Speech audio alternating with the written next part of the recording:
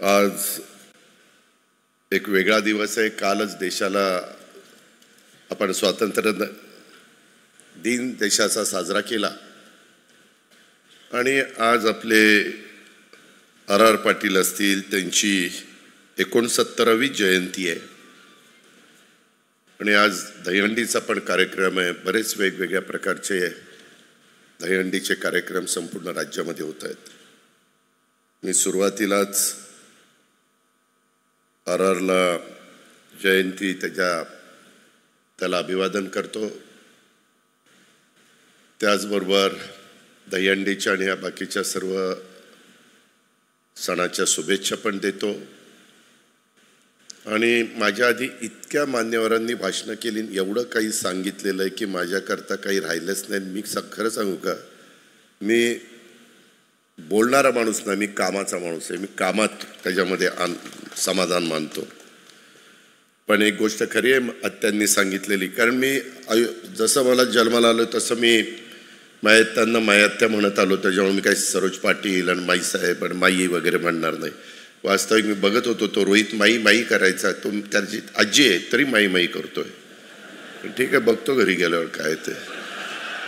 त्याच्यामध्ये एकंदरीतच ह्या सगळ्या गोष्टी घडत असताना एंडी मामांना तर आम्ही एंडी मामाच म्हणायचो, परंतु ह्या महात्मा फुले शिक्षण संस्थेच्या प्राध्यापक डॉक्टर एन.डी. पाटील विधी महाविद्यालय आणि श्रीमती सरोज नारायण पाटील माई मानसशास्त्र संशोधन केंद्र आणि प्राध्यापक डॉक्टर एन.डी. पाटील बहुउद्देशीय सभागृह ह्याच्या उद्घाटनाच्या करता, भूमिपूजनाच्या करता संगीता आणि प्रशांत ज्यावेळेस माझ्याकडे आले, मधून आम्ही भेटत असतो।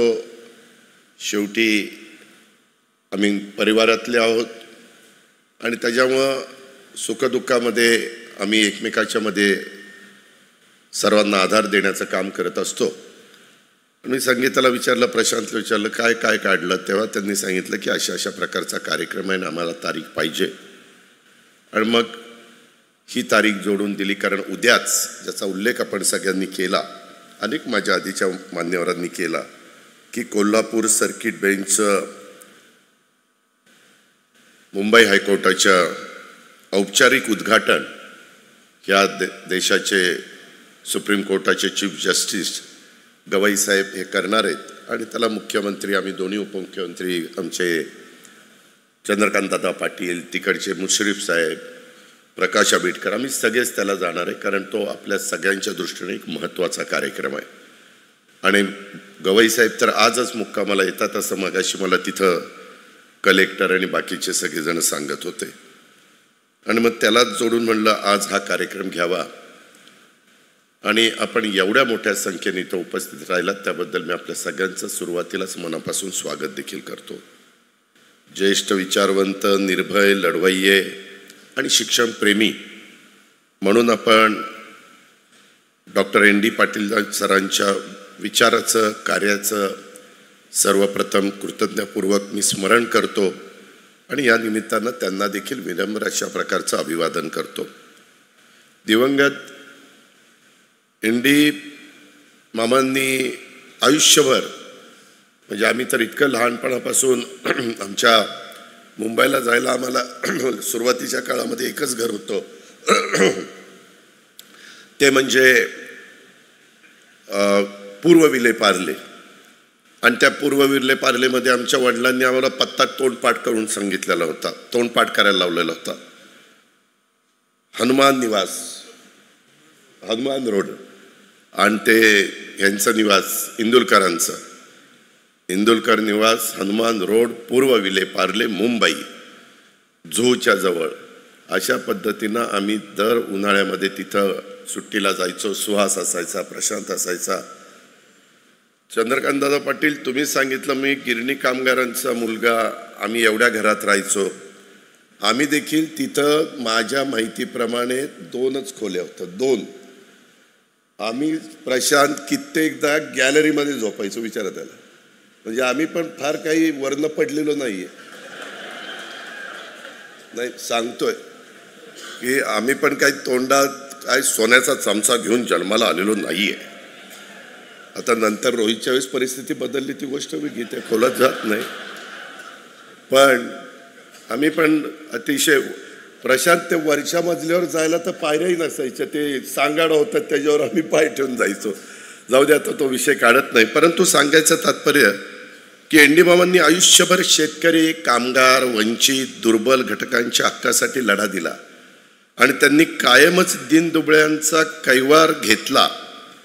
म्हणजे 78 ते 80च्या काळामध्ये पुलोदचे मुख्यमंत्री ज्यावेळेस पवारसाहेब झाले त्यावेळेस 2 जागा कॅबिनेट मंत्रिपदाच्या शेतकरी कामगार पक्षाला आणि 1 राज्यमंत्रीपदाची दिलेली होती. गणपतराव देशमुख एक कृषी मंत्री होते, आमचे एन डी मामा सहकार मंत्री होते, सेवा सदनला राहत होते, काळ कमी होता, आणि 1 राज्यमंत्री होते आमच्या मराठवाड्याचे देशमुख साहेब. असे 3 जण त्या मंत्रिमंडळामध्ये होते. परंतु फार साधी त्यांची राहणी आणि सतत लोकांचे प्रश्न. त्यांनी कधी सुहास काय करतोय, प्रशांत काय करतोय, कधी त्या ठिकाणी लक्ष दिलं नाही. हे सगळं आमचं मयत त्यांनी बघितलं. मयत त्यांनी ते ज्या शाळेत होते त्या शाळेची पण जबाबदारी घेतलेली, मुलांची पण जबाबदारी घेतलेली. सगळं काही हा गाडा चालवण्याचं काम हे आमच्या आत्यांनी केलं. आणि तो सगळा गेल्या अनेक वर्षाचा काळ ह्या सगळ्या मान्यवरांची भाषणं चालू असताना माझ्या डोळ्यासमोर येऊन गेला. मी बघितलंय समाजामध्ये 2 प्रकारची माणसं असतात. काही जणांच्याकडे सत्ता असते, मोठी पदं असतात आणि त्या भागाचं नेतृत्व ते करत असतात, त्यामुळं त्यांना समाजामध्ये मान असतो. ही गोष्ट नाकारू शकत नाही. का मान असतो? तर त्यांच्याकडे सत्ता असते, सत्तेतनं आपल्याला काहीतरी काम मिळेल, आपली कामं होतील, हा एक स्वार्थ देखील असतो लोकांचा आणि त्याच्यामुळं त्यांना मान मिळत असतो. पण दुसऱ्या प्रकारचं व्यक्तिमत्व असं असतं, आणि जे एन डी मामांचं आम्ही बघितलंय ते पद किंवा सत्तेच्या आधारावर नाहीये, तर स्वतःचं कर्तृत्व, गुण, त्याग आणि नैतिकतेच्या जोरावर लोकांच्या मनावर अधिराज्य ते गाजवतात. कारण अशा व्यक्तींचा समाजातला एक वेगळाच दरारा असतो आणि त्यांच्याविषयी एक आदरयुक्त भीती देखील असते. कारण त्यांचा शब्द हा आणि कृती दोन्ही जनतेच्या करता असतात आणि तेच फार जवळनं लहानपणापासून शेवटपर्यंत, जोपर्यंत मामा आपल्यात हयात होते तोपर्यंत आम्ही एन डी मामांच्याकडं पाहायचो. एन डी मामा दुसऱ्या प्रकरणामध्ये मोडतात आणि त्यांचं ते व्यक्तिमत्व तसं होतं. त्यांनी रस्त्यावरची खूप जनआंदोलनं केली आणि जितकं प्रभावी नेतृत्व दिलं तितकंच सभागृहामध्ये देखील त्यांची भाषणं अतिशय मुद्देसूद, अभ्यासपूर्ण आणि प्रभावी मांडणी आणि लोकांचे प्रश्न तडीच न्यायचे. म्हणजे मामा जर बोलायला लागले तर समोर सगळा पिन ड्रॉप सायलेन्स असायचा. सभागृह सगळं अतिशय शांततेने ते सगळे विचार ऐकायचे. त्यावेळेस काही असे मोबाईल, व्हिडिओ किंवा वेगवेगळ्या प्रकारच्या गोष्टी त्या बाबतीमध्ये नसायच्या. सोशल मीडिया वगैरे काहीच तसले प्रकार नव्हते आणि त्याच्यामुळं ह्या सगळ्या गोष्टी त्यावेळेस चालायच्या. केशवराव धोंडगे, एन डी पाटील साहेब, दत्ता पाटील साहेब, असे कितीतरी मान्यवरांची नावं तिथं घेता येतील. आणि त्यामुळं एन डी मामांच्याबद्दल त्यांच्याविषयी आपल्या मनामध्ये कायम एक आदरयुक्त दरारा राहिलेला आपण बघितला. आदरणीय पवारसाहेब हे चेअरमन, आपले अध्यक्ष होते रयत शिक्षण संस्थे, आजही आहेत, आणि ते त्यावेळेस चेअरमन असायचे. त्यावेळेस पतंगराव कदम ते मिटिंगला असायचे, आम्ही सगळे मिटिंगला असायचो. आणि त्यावेळेस जे काही चालायचं, नेहमी रयत शिक्षण संस्थेचं हित कशात आहे, आपल्या मुलांचं, मुलींचं, सर्वसामान्य जनतेच्या मुलांचं हित कशात आहे हे ते त्या ठिकाणी बघायचे. माझ्या आयुष्यामध्ये देखील एन डी मामांचं एक वेगळं स्थान आहे. राजकारण करत असताना सामाजिक भान कधी विसरायचं नसतं याची शिकवण एन डी मामांच्याकडनं आम्हाला मिळालेली आहे. त्यामुळे प्रत्येक गोष्टीत सामाजिक भान जपण्याचा प्रामाणिकपणे प्रयत्न आम्ही लोक करत असतो. आत्ता पण बोलत असताना आत्यांनी इतकं माझ्याबद्दल सांगितलं, अजितकर कोण जाणार, कोण सांगणार, आणि मग कोण जायला तयार नाही. त्या सगळ्या विद्यार्थ्यांना वाटेल यायला ही कसला माणूस आहे, ह्याला कुणी जायलाही घाबरत आहे. अरे शाण्यांनो, मला जर घाबरत असते तर 8 वेळेला बारामतीतनं लाखाच्या मतांनी निवडून नसतो आलो. ज्या अर्थी 8 वेळेला लोक मला निवडून देतात आणि त्यावेळेस तर 91ला देशात पहिल्या क्रमांकाच्या मतांनी काँग्रेस पक्षामध्ये मी खासदारकीला निवडून आलो होतो. मी सुरुवातीला सांगितलं मी कामाचा माणूस आहे, मी फटकळ आहे. कुठली गोष्ट मला नाही आवडली तर मी तिथल्या तिथं त्या गोष्टी बोलून दाखवतो. परंतु तो त्यात माझा स्वार्थ नसतो, त्याच्यामध्ये जनतेनी म्हणजे माझं स्वतःचं सांगणं. इथं आता आमचे हायर अँड टेक्निकल एज्युकेशनचे मिनिस्टर पण आहेत. दादा, आपल्याला कुठल्याही परिस्थितीत सिव्हिक सेन्स हा एक विषयच ठेवला पाहिजे. आज काही तुम्ही बघा, नागरिक भान, नागरिक त्यांचं जबाबदारीची जाणीव हे बऱ्याचदा नसते आणि मग त्याच्यामुळं इतका वेगवेगळ्या प्रकारचा गोष्टी आपल्याला सगळ्यांना पाहायला मिळतात आणि ते आज काळाची गरज आहे असं माझं स्पष्ट मत आहे. मी दादाजी भुसेंशी पण ह्या विषयावर बोलणार आहे, ते त्या शालेय शिक्षण खात्याचे मंत्री आहेत म्हणून. आणि त्याच्यामुळं ह्या काही गोष्टी आपल्याला जसं समाजामध्ये वावरत असताना जाणवतात तशा प्रकारचे काही निर्णय राज्यकर्ते म्हणून आपण सगळ्यांनी घ्यायचे असतात. एनडीमामांनी त्यांनी 72च्या दुष्काळाचा इथं उल्लेख झाला, रायगडचं सेज आंदोलनाचा उल्लेख झाला किंवा कोल्हापूर टोलचं आंदोलन. मी त्यावेळेस म्हणत होतो की बाबा असं जर टोलचं आंदोलन करायला लागले तर सगळेच आपल्या भागामध्ये रिंग रोड करून घेतील, सगळं होय होय करतील आणि रिंग रोड तयार झाला की म्हणतील आता आम्ही टोल देणार नाही, एक नवी पद्धत पडेल. परंतु शेवटी एनडीमामांनी आणि कोल्हापूरकरांनी सगळ्यांना वाकायला लावलं आणि त्या पद्धतीनं तो निर्णय पण त्यांनी करून घेतला. आज कोल्हापूर उच्च न्यायालय खंडपीठाची चळवळ ही त्यांनी इतकी आग्रहपूर्वक मांडलेली होती. खरोखरीच म्हणतात की गेलेली व्यक्ती वरनं पाहत असते आणि त्याच्यामुळे ज्यांनी ज्यांनी आंदोलन केले त्याच्यामध्ये विशेषतः एनडीमामा, उद्याचा तो कार्यक्रम बघून त्यांना वर का होईना समाधान वाटेल. परंतु त्यांनी कधी त्याच्यामध्ये नारळ फोडला पाहिजे, हळद कुंकू वाहिली पाहिजे वगैरे असला कधी त्यांचा अंधश्रद्धेवर तर अजिबात विश्वास नव्हता. आत्ता पण आम्ही डायरेक्ट टिकाव टाकला, नारळ नाही, तांदूळ नाही, हळद नाही, कुंकू नाही, काही नाही. बाकीची तर मात्र एवढी ते काय काय काय काय बांधतात. मी बांधल्यात ते आता मला राख्या बांधल्यात माझ्या लाडक्या बहिणींनी. मी काय ते सलग गंडा कंडा बिंडा काही कुणाला घालत पण नाही, मी स्वतः पण घालत नाही. पण कुणाला कुठं त्याच्यामध्ये त्यांचं वीज दर कपातीच्या बद्दलचं पण आंदोलन किंवा आता मला मागाशी माझे सीमा प्रश्नाच्या संदर्भातले काही मान्यवर इथं भेटले, त्यांनी पण इथं ते आलेत, बेळगाव एकीकरण समितीचे लोक. मी त्यांचंही स्वागत करतो. ते एक खूप वर्षाचं आपल्या सगळ्याच महाराष्ट्राच्या जनतेचं अधुरं राहिलेलं काम आहे आणि ह्या महाराष्ट्र सीमा प्रश्नाचा अतिशय निकराचा लढा ह्या एनडीमामांनी दिलेला आपण सगळ्यांनी पाहिला. का अंगावर काठ्यांचे वळ उमटले, इतका त्यांनी त्याच्यामध्ये त्रास सहन केला. परंतु ते शेवटपर्यंत जीवात जीव असेपर्यंत लढत राहिले, ही देखील गोष्ट आपल्याला कुणाला विसरता येणार नाही. आणि त्यांनी सातत्याने क्रांतीसूर्य महात्मा ज्योतिराव फुले, राजर्षी शाहू महाराज, डॉक्टर बाबासाहेब आंबेडकर, महात्मा गांधी, संत गाडगेबाबा, कार्ल मार्क्स आणि कर्मवीर भाऊराव पाटील यांच्या विचारावरच त्यांची नितांत अशा प्रकारची श्रद्धा होती. आणि त्याच्यामुळं त्यांनी शिक्षणाच्या माध्यमातून परिवर्तन घडवण्यावरच त्यांचा विश्वास होता. वाळवा शिराळा परिसरामध्ये गरीब मुलांच्या करता उच्च शिक्षण मिळावं म्हणून महात्मा फुले शिक्षण संस्थेची त्यांनी उभारणी केली आणि ह्या संस्थेच्या मार्फतच आता आपण इस्लामपूर म्हणतो, परंतु लवकरच त्याचं ईश्वरपूर होणार आहे. आणि काही लोक उरून इस्लामपूर म्हणायचे, तर आता उरून ईश्वरपूर अशा पद्धतीनं आम्ही त्याचं नाव द्यायचं ठरवलेलं आहे. मुख्यमंत्र्यांनी पण तशा प्रकारचे आदेश हे दिलेले आहेत. चंद्रकांतदादा पाटलांचंही तिकडे लक्ष आहे, मी पण लक्ष आहे. सोमवारीच आम्ही त्याच्या संदर्भातली बाकीची फाईल ही तयार करतोय आणि तशा पद्धतीनं हे इथं या महाविद्यालयाची स्थापना झालेली आहे. आज महात्मा फुले शिक्षण संस्था प्राध्यापक डॉक्टर ND पाटील सरांच्या स्मृतीला अभिवादन म्हणून 3 महत्त्वपूर्ण उपक्रमाचं लोकार्पण करतायत, ज्याचा उल्लेख आपलं विधी महाविद्यालय, आमच्या मायत्र्यांच्या नावाने मानसशास्त्र संशोधन केंद्र आणि बहुउद्देशीय सभागृह.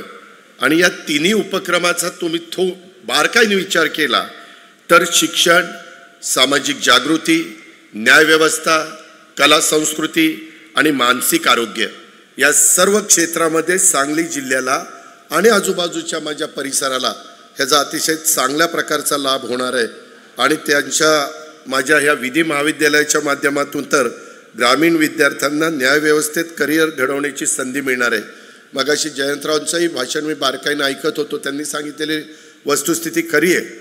आपलं कोल्हापूर, सातारा, सांगली, सोलापूर, रत्नागिरी आणि सिंधुदुर्ग ह्या सगळ्याचा आता केसेस ह्या बेंचच्या पुढं म्हणजे कोल्हापूर बेंचच्या पुढं चालणार आहे। मुंबई हायकोर्ट परंतु कोल्हापूर बेंच, जसं आपलं औरंगाबाद बेंच आहे तिकडं नागपूर बेंच आहे, अशा पद्धतीनं होणार आहे। त्याच्यामुळं इथल्या मुलांना आता अतिशय चांगली सुवर्ण संधी आलेली आहे। उलट मी आणि चंद्रकांत दादा मगाशी आतमध्ये पाहत असताना म्हणालो की संगीता प्रशांत, तुम्ही 3 वर्षाचा कोर्स केलाय, ग्रॅज्युएट झाल्यानंतर अलीकडच्या नवीन पिढीचा कल हा 12वी झाल्यानंतर 5 वर्षाचा जो कोर्स आहे, तुम्ही जर ह्याच्या संदर्भात आमचे बार काउन्सिलचे आशिष देशमुखांना विचारलं तर ते पण सांगतील। आणि त्याच्यामुळं एकदा हा 60ची बॅच तुमची सुरू झाल्यानंतर तुम्ही त्याही बाबतीतला विचार हा जरूर प्रशांत, संगीता आणि बाकीचे सगळे म्हणजे संस्थेचे अध्यक्ष आहेत NR पाटील साहेब आणि त्यांनी सगळ्यांनी करावा, अशा प्रकारची आग्रहाची विनंती मी करेन। त्याचबरोबर मानसशास्त्राच्या बद्दल तर आमचे चंद्रकांत दादा पाटलांनी फार बारकाईने सांगितलेली वस्तुस्थिती खरी आहे। आणि मी मायत्यांचं एक बघितलं, मायत्यांनी आयुष्यभर एंडी मामांची सावली बनून त्यांच्यासारख्याच त्या निर्भय आणि लढवय्या योद्ध्याला त्यांनी अतिशय चांगल्या प्रकारची साथ दिलेली, हे शेवटपर्यंत आम्ही पाहत आलेलो आहे। त्यांच्या सामाजिक कामात सोबत तर त्यांनी केलीच, परंतु एंडी मामांच्या सामाजिक शैक्षणिक कामाला न्याय मिळाला अशी माझी प्रामाणिक भावना या कार्यक्रमाच्या निमित्तानं मी इथं व्यक्त करतोय। कारण मानसशास्त्र संशोधन केंद्राच्या माध्यमातून मानसिक आरोग्य, ताणतणाव निवारण, व्यसनमुक्ती आणि मुलामुलींच्या वर्तणूक समस्यांचं निराकरण अशा अनेक उपक्रमांचे मानसिक सक्षमीकरण साधेल ह्याबद्दल माझ्या मनात शंका नाही आणि ती आज काळाची गरज आहे। त्याचा उल्लेख माझ्या आधीच्या अनेक लोकांनी केला, त्याच्यामुळे ते रिपीट होईल म्हणून मी त्याचा उल्लेख करत नाही। आणि इथं उभारण्यात येणारं बहुउद्देशीय सभागृह, मी संगीताला सांगत होतो की कोल्हापूरच्या परिसरामध्ये जे काही आपण सभागृह करतोय साधारण ते आणि हे मला एकसारखं वाटतंय, कदाचित आर्किटेक्ट एक असेल पण बऱ्याच साम्य वाटतं, पण हरकत नाही, तुम्ही मनावर घेतलंय ते चांगलंच, तुम्ही त्या सगळ्या गोष्टीचा विचार केला असेल। आणि मगाशी आता बरंच काही रोहितने सांगितलं, मी 40 लाख देतोय, दादांनी चंद्रकांत दादांनी एक पूज्य वाढवावं आणि मी अजून एक पूज्य वाढवावं, बरं सांगितलं नाही की दादा एक पूज्य वाढवतील, आमचे जयंत पाटील अजून एक पूज्य वाढवतील आणि अजितदादा अजून एक पूज्य वाढवतील, तेवढंच बाकी राहिलं होतं। फार चुरू चुरू चुरू चुरू बोलत होता, म्हटलं गाडी फार फास्ट चाललेली आहे। आज RRची जयंती आहे, मी RR पाटील, जयंत पाटील, दिलीप वळसे पाटील, आम्ही सगळेजण एका बॅचचे 90चे 90ला आम्ही आमदार झालो आणि जे काही राजकीय जीवनाला सुरुवात केली त्यात RR दुर्दैवानी RRला काही गोष्टी मी सांगितल्या होत्या, सांगलीमध्येच सांगितलेल्या होत्या, त्याने ऐकलं नाही। जाताना मला म्हटलं दादा तुझं ऐकलं असतं तर मी आज तुमच्यामध्ये राहिलो असतो, मी चांगल्याकरता सांगत असतो, निर्व्यसनी राहायचं त्याच्याच करता मी सांगत होतो। लोकांना बरं नाही वाटत, बघा जाहीर सभेत RRची काढली, अरे मी काय काढली, मी चांगलं सांगायला गेलो, वाईट काय सांगितलं। त्याच्यामुळं आम्ही सगळेजण 90ला आलो, 90ला पण आम्ही ज्युनियर होतो, 95 आलं आम्ही ज्युनियरच, 99 आलं आम्ही ज्युनियरच, 99ला तर विलासराव देशमुख, जयंतरावांना आठवत असेल, मुख्यमंत्री आघाडी करता कसं करायचं काय करायचं, त्यावेळेस पवारसाहेब, प्रफुल्ल पटेल, त्याच्यामध्ये पदमसिंह पाटील, विजयसिंह मोहिते पाटील, त्याच्यामध्ये मधुकर पिचड आणि छगन भुजबळ, हे सगळे राष्ट्रवादीचे नेते होते। मी RR, जयंतराव आणि आमचे दिलीप वळसे पाटील खूप दिवस असेच वाया चालले होते। शेवटी काय करायचं तर चौघं गेलो मेट्रो मेट्रो सिनेमात कुठला तरी चित्रपट आपण बघत बसलो. म्हणले आता काय करायचं, हे सांगतील तसं आपण ऐकायचं. म्हणजे कुठली 90, 95, 99 आणि 3 टर्म झालेल्या होत्या आणि 2004ला आम्हाला थोडंसं विचारपूस करायला लागले. परंतु काही जण पहिल्या टर्मलाच त्यांना वाटतं की मी मोठा झालो पाहिजे, मी भाषण केलं पाहिजे. त्याच्यात आता मी आता माझ्या पक्षाचं काम करतोय, जयंतराव त्यांच्या पक्षाचं काम करतोय, पण माझ्या पक्षात कुणी काय करावं हे दुसरेच सल्ले द्यायला लागले. मला तर काही कळतच नाही काहींचं. अरे तुमचं तुम्ही बघा ना, आमचं आम्ही बघू ना, काय करायचं आणि काय नाही करायचं. मगाशी बोलत असताना काहींनी सांगितलं की दादा गावकीकडे लक्ष आहे, भावकीकडे पण लक्ष द्या. भावकीकडे लक्ष दिलं म्हणूनच तू आमदार झालास. जरा जयंतराव त्याला विचारा किती मतं पडली, पोस्टल बॅलेटमध्ये आलाय आपण. त्याच्यामुळं माझ्या कुणी नादी लागू नका, तुम्ही तुमचं काम करा, मी तुम्हाला एक अक्षर बोलणार नाही. मी जयंतराव ज्यावेळेसपासून मी आमच्या महायुतीमध्ये आहे, मी कधी तुमच्या कुणावर टीका टापणी केली? काय कारण आहे? तुम्ही तुमच्या विचाराने चाललं, मी माझ्या विचाराने चाललो. आणि शेवटी आपल्याला साध्य काय करायचं आहे? महाराष्ट्राचा सर्वांगीण विकास, शिवशाहू फुले आंबेडकरांची विचारधारा, ह्याच्यामध्ये आम्ही कुठं कॉम्प्रोमाइज करतच नाही. आणि त्यामुळं मला तर मगाशी ह्यांची सगळ्यांची भाषणं झाली तसं माझं संकट चाललेलं होतं. आणि जयंतराव गेले, मला वाटलं की मला एकाने सांगितलं, रोहितनं सांगितलं, जयंत पाटलांचं 12 वाजता काय हेलिकॉप्टर आहे आणि मला त्या हेलिकॉप्टरमधनं जायचं. अरे म्हणलं माझं भाषण ऐकायला नेमकी ही दोघं नाही आहेत आणि मी तर हे सगळं ठरवलेलं होतं. ही बोलून मात्र गेली. त्याच्यामुळं पण ते आली. शेवटी माझं नशीब फार चांगलं आहे, कसं का होईना ते पुन्हा जुळूनच येत आहे. मित्रांनो, मला एवढंच सांगायचं, मगाशी ह्यांनी तर महाशयांनी सांगितलं, आवाजात प्रेमळपणा असलेलं देखणं नेतृत्व. जयंतराव पाटील, आम्ही काही देखणे नाही आहे. त्याला वाळव्याला बोलवायचं, इथं बोलवायचं, आमचीच बिन पाण्याने करायची, ही देखणा. आणि आम्ही काय बिन देखणा आहे? तुला बघतोच, ये माझ्याकडे कसं काय येते. मित्रांनो, गमतीचा भाग जाऊ द्या.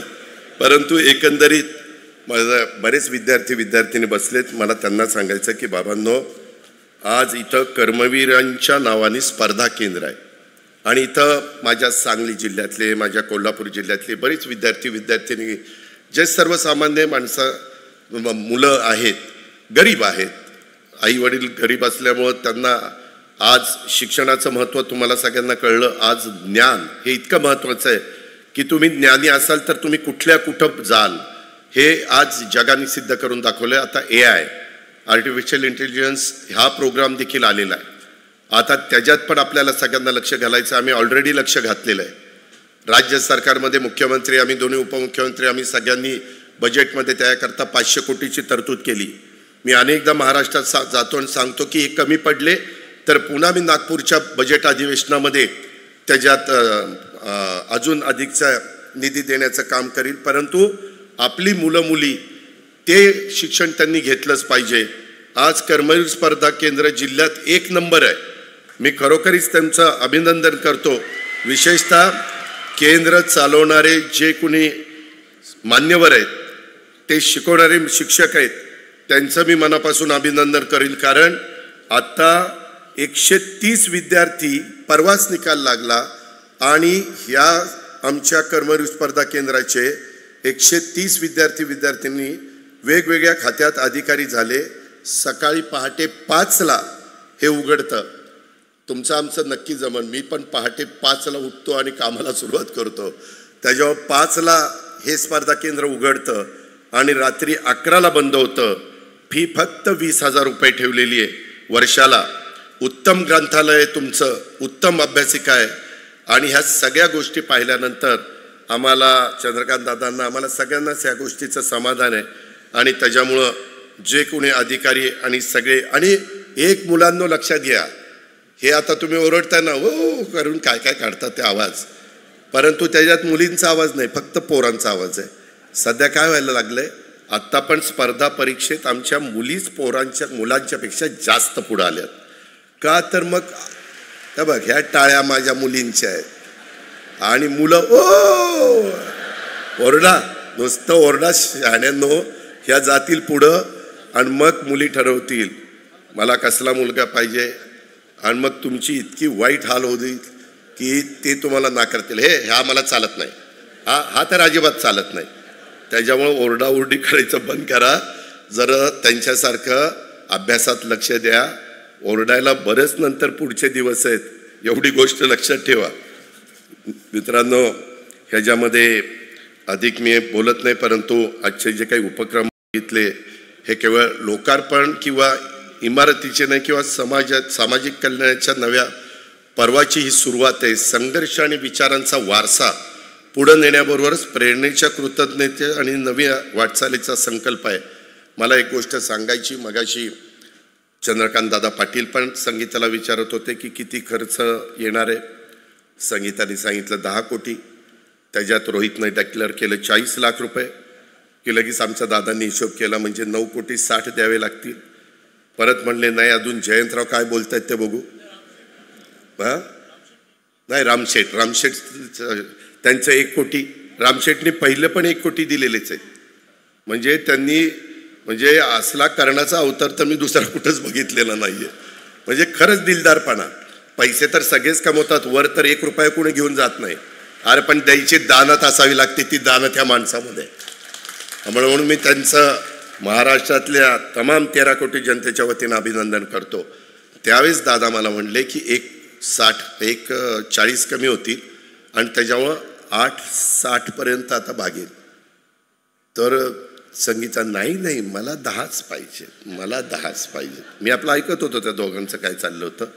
आता असं ठरलंय माझं दादांचं, दादा 31 मार्च पर्यंत तुम्हाला जो DPCचा निधी आलाय त्याच्यातनं 5 कोटी रुपये द्या. त्याच्यामध्ये तुम्हाला ती विशेष बाब करावी लागेल. ती कोणतरी विशेष बाब करण्याचा अधिकार हा नियोजन खात्याला आहे. नियोजन खात्याचा मंत्री कोणतरी अजित पवार आहे वाटतं, तर त्याच्याकडे पाठवून द्या. त्याला मी सांगतो विशेष बाब म्हणून सही कर, आणि मग तो माझा ऐकेल, तो सही करेल. आणि मग ते 5 कोटी संगीता आणि प्रशांत 31 मार्चपर्यंत खर्च करा. काम दोरी ओळंब्यात करा, काम दर्जेदार झालं पाहिजे. उद्घाटनाला आम्हीच येणार आहे, त्याच्यामुळं त्या ठिकाणी तुम्ही बोलवा किंवा न बोलवा, मीच फित कापायला येणार आहे. त्याच्यामुळं त्यावेळेस मी बारकाईनं बघीन. आणि 1 एप्रिलला नवीन ज्यावेळेस वर्ष सुरू होतं त्यावेळेस दादा आम्ही पूर्ण राज्यातल्या 36 जिल्ह्यांना जो काही निधी देतो DPCचा, तो तुमचा अधिकार असतो. त्याच्यामध्ये आत्ता तुम्ही 5 सांगितलं म्हणून मी बोललो, पण तो निधी देताना जो काही मी निधी, आपण त्या मीटिंगला जयंतरावांना माहिती, जयंतरावांनी पण 9 वेळेला अर्थसंकल्प सादर केला. तो निधी देत असताना जी रक्कम येईल त्याच्यात अधिक 5 कोटी मी वेगळे ह्या कामाला देईन. त्याच्यामुळं यांच्या 2 वर्षात व्यवस्थित संगीता प्रशांत तुम्ही काम करून टाका. आणि ते 140 जे आहेत त्याच्यात अजून ते बाकीचं काही तुम्हाला त्याच्यामध्ये करायचं असेल त्या पद्धतीनं करा, किंवा संस्थेला पैसे निधी लागतोच. त्याच्यामुळं ही जबाबदारी, नाहीतर मग जयंतरावांनी सांगितलेलंच आहे पुढं कसं करायचं. मग त्यांचा सल्ला घ्या की 1 कोटी 60 लाखाचं काय करायचं. त्यांना म्हणजे बारकाईनं ते त्याचा सल्ला देतील. अशा पद्धतीनं ते काम आपण करूया, अशा प्रकारची माझी विनंती आहे. माझं दुसरं एक तुम्हाला सगळ्यांना सांगायचं होतं. काय झालं मधल्या काळामध्ये आपल्या इथं पत्री सरकारांचा उल्लेख झाला, क्रांतिसिंह नाना पाटलांचं. त्यांचं मौजे बहे तालुका वाळव्याला नियोजित स्मारक आम्ही डिक्लेअर केलंय.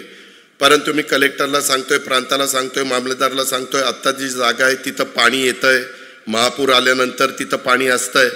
आणि सरकारने मागच्या काळामध्ये एक निर्णय असा घेतलाय की एखाद्या मोठ्या व्यक्तीची 2 स्मारकं त्या ठिकाणी करायची. आणि सांगली जिल्ह्यात महाराष्ट्र शासनाच्या वतीनं क्रांतिसिंह नाना पाटील यांचं मूळ गाव येडे मच्छिंद्र, ह्याच्यामध्ये जयंतरावांना आठवत असेल किंवा त्यांनीच त्यावेळेस केलं असेल, 2008ला 75 गुंठ्यामध्ये तिथं वाळव्याला हे स्मारक झालंय. आणि नंतर कुंडल तालुका पलूसला मला वाटतं पतंगराव त्या जयंतरावांनीच ते दुसरं एक स्मारक केलं. तर आता मौजे बहे ते येडे मच्छिंद्र 9.5 किलोमीटर आहे, बहे ते कुंडल 19 किलोमीटर आहे आणि राज्य सरकारचा तर तसा आदेश आहे, त्याचा मला हे पण GR पण मिळालेला आहे. माझी अशी विनंती होती, मी डिक्लेअर केलं त्याच्यापासून बाजूला जाणार नाही. आम्ही महायुती सरकारमध्ये जे काही सांगतो ते करण्याकरता कसोशीनं सगळे प्रयत्न करत असतो. पण त्या संदर्भात आता आपल्या इथं वाघवाडी फाटा तालुका वाळवा जिल्हा सांगली इथं महाराष्ट्र शासनाच्याच वतीनं त्यावेळेस सदाशिवराव खोत मला वाटतं कृषी राज्यमंत्री होते, त्यांनी Krantisinh Nana Patil food technology college पेठ येथे होणार आहे. त्या ठिकाणी देखील आपण क्रांतिसिंह नाना पाटलांचं स्मारक त्या बाबतीमध्ये करू शकतो. आता इथं क्रांतिसिंह नाना पाटील जन्मभूमी स्मारक समितीचे बहेचे काही मान्यवर विनायकराव किंवा इतर मान्यवर सगळे आलेले आहेत, त्यांनी त्याच्याबद्दलचा नीटपणे विचार करावा. कारण तिथं जागा मिळत नाही आहे आणि जी जागा तुम्ही घ्या म्हणताय तिथं ऑलरेडी काहींनी अतिक्रमण केलेलं आहे, त्यांना काढायचं, पुन्हा नाराजी घ्यायची. ह्याबद्दल का मी आता एक सुचवलेलं आहे की वाघवाडी फाटा इथं आपण त्या बाबतीमध्ये करू. आमची दोन्ही पण तयारी आहे. ही गोष्ट मी ह्या कार्यक्रमाच्या निमित्तानं तमाम माझ्या सांगलीकरांना, वाळवाकरांना आणि इथल्या सर्व सहकारी मित्रांना सांगू इच्छितो. अधिक मी बोलून आपला सगळ्यांचा जास्त वेळ घेत नाही, परंतु एकंदरीत एक चांगल्या कार्यक्रमाच्या निमित्तानं संगीता, प्रशांत आणि त्या सगळ्या मान्यवरांनी इथं आम्हाला बोलवलं आणि जे काही त्यांच्या पण मनामध्ये होतं हे लवकर पूर्णत्वाला जावं त्याच्याकरता आमचे पालकमंत्री चंद्रकांत दादा पाटलांनी पण मनाचा मोठेपणा दाखवला.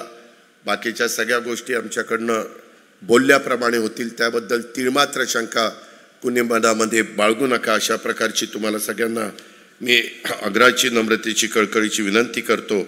आणि एकंदरीतच कोणत्याही संस्था किंवा त्यांच्या इमारती किंवा त्यांच्या माध्यमातून राबवण्यात येणारे उपक्रम या भौतिक बाबी असतात.